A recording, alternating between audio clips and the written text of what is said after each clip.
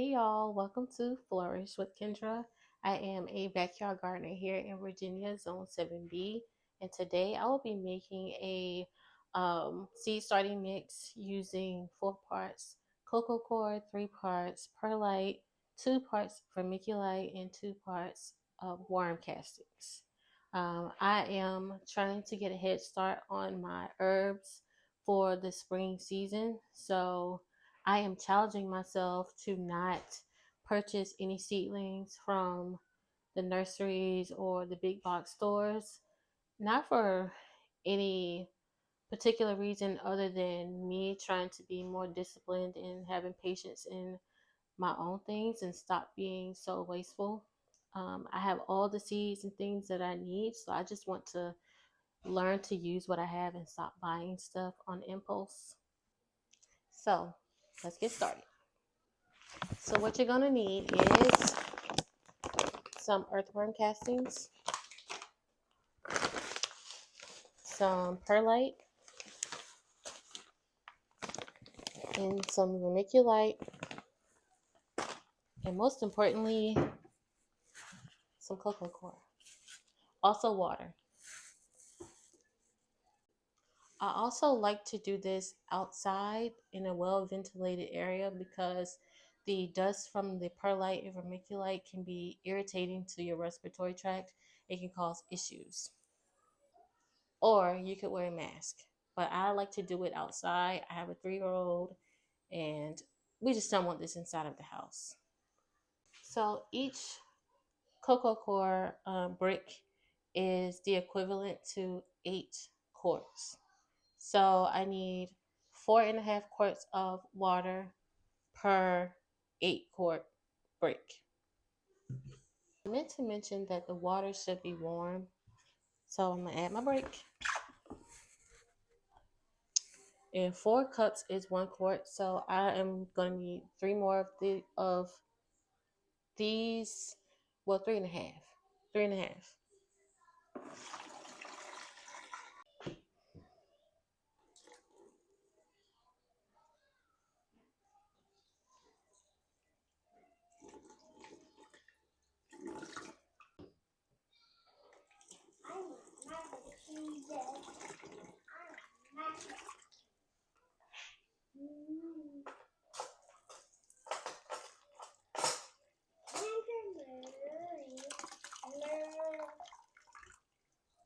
So the last one is half.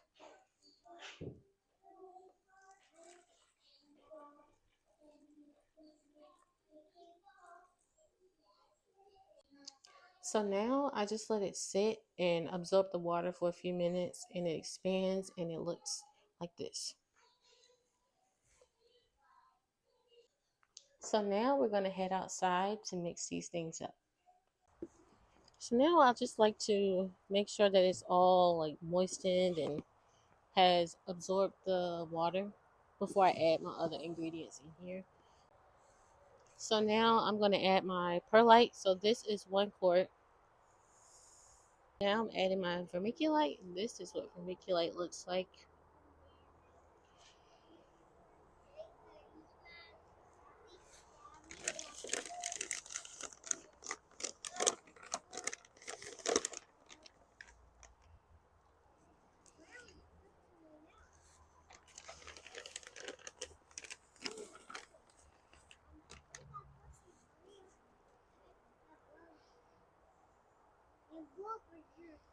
The vermiculite is really good for retaining moisture. Perlite is really good for the drainage.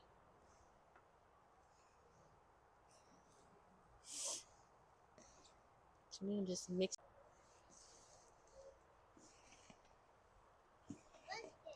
You want to get all the way down in the bottom and make sure everything is like evenly mixed.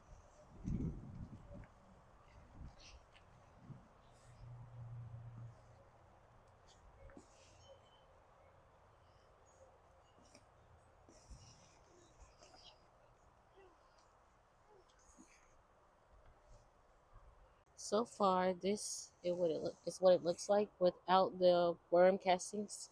So I'm going to add that now. So on to adding my worm castings. Um, this may be common sense, but make sure that the things that you're using are things that you are not using inside of your house. So make sure that they are designated for your gardening needs, not, oh, I'm gonna take this in the house and I'm gonna measure some stuff that I'm gonna eat. Don't do that, okay? Common sense, but don't do that.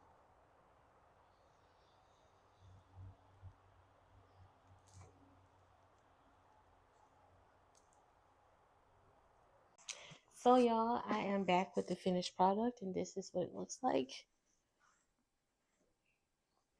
Now, after I have mixed this, I like to put it onto a tarp or a trash bag to let it dry out for a few days. I don't like to close it up in this after mixing because I'm trying to avoid mold and fungus gnats.